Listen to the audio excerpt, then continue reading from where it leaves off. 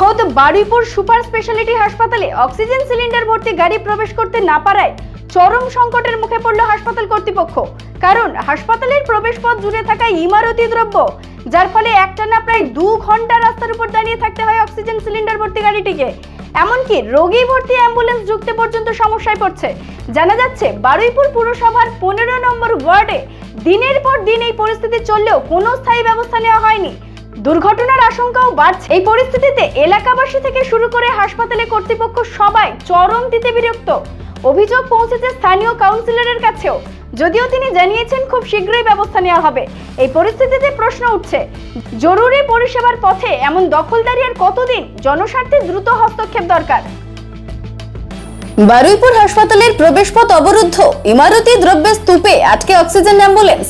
চরম অব্যবস্থা আর উদাসীনতার এক ভয়ঙ্কর চিত্র উঠে এলো বারুইপুর সুপার স্পেশালিটি হাসপাতালের পিছন থেকে। 15 নম্বর ওয়ার্ডে হাসপাতালের প্রবেশপথ, বিশেষ করে অক্সিজেন সিলিন্ডার এবং অ্যাম্বুলেন্স ঢোকার রাস্তা দিনের পর দিন ইমারতি দ্রব্যের স্তূপে অবরুদ্ধ হয়ে থাকছে। এর ফলে চরম দুর্ভোগ পোহাতে হচ্ছে রোগী ও তার পরিবারকে। অভিযোগ, খোদ বারুইপুর সুপার স্পেশালিটি হাসপাতালের প্রবেশপথের একাংশ দখল করে যত্রতত্র ফেলে রাখা হচ্ছে বালি, সিমেন্ট, ইটের মতো নির্মাণ সামগ্রী। এই অব্যবস্থার জেরে গুরুতর সমস্যায় পড়ছেন হাসপাতালে আসা রোগী এবং তাদের পরিজনরা। সবচেয়ে উদ্বেগজনক বিষয় হলো অক্সিজেন সিলিন্ডার নিয়ে আসা গাড়িগুলিও ঠিকমতো প্রবেশ করতে পারছে না।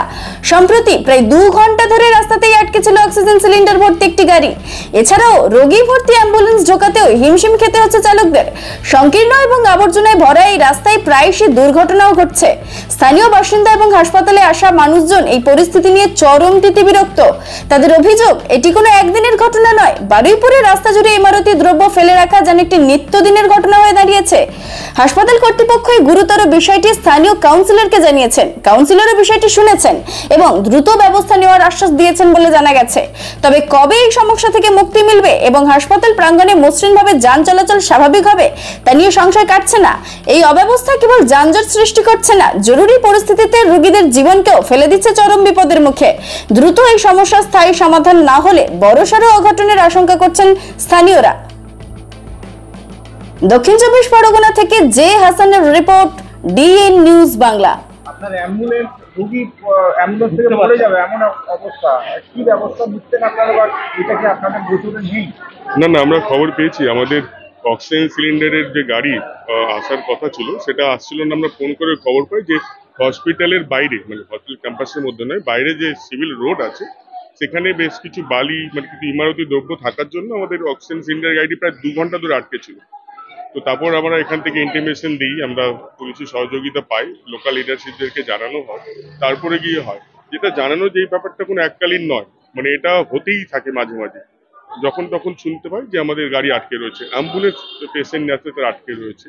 তো আমি অথরিটিকে রিকোয়েস্ট করবো, সাধারণ মানুষকে রিকোয়েস্ট করবো যে হসপিটালের রাস্তাটুকু অন্তত যাতে ছেড়ে রাখার ব্যবস্থা করা হয়। কাজকর্ম নিশ্চয়ই হবে, বাট পেশেন্ট সার্ভিস হ্যাম্পার হতে পারে আর কি। সেটার জন্য আমি রিকোয়েস্ট করবো যে একটু সচেতনতা রাখবে।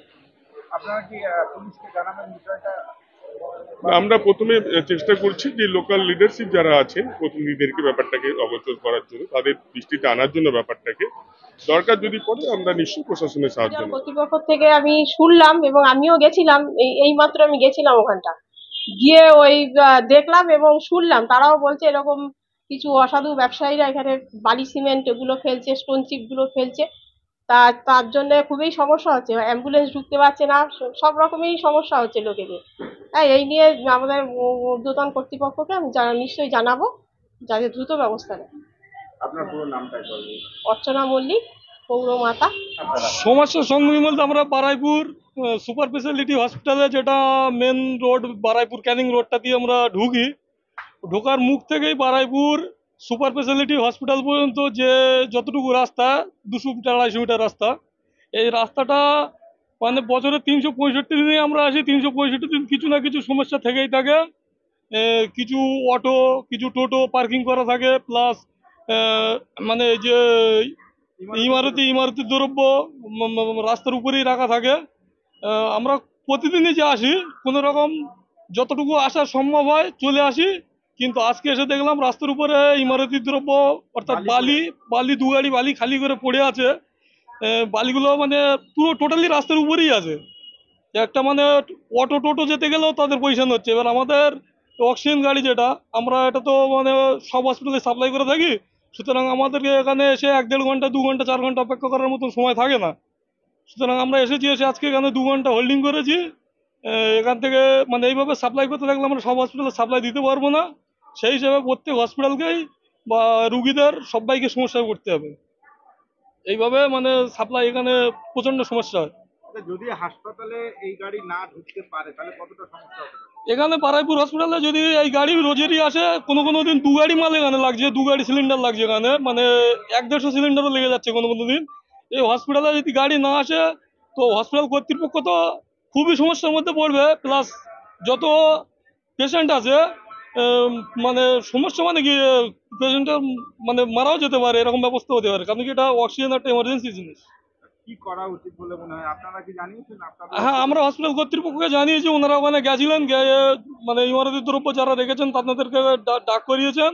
তারা এসে সম্পূর্ণ রাস্তা ক্লিয়ার করেনি কোনো রকম ভাবে। আমি গাড়িটা নিয়ে এসেছি এখানে, ওখানে মানে ক্লিয়ার না করলে নেক্সট বার গাড়ি ঢুকবে বলে আমার মনে হচ্ছে না। কি নাম আপনার?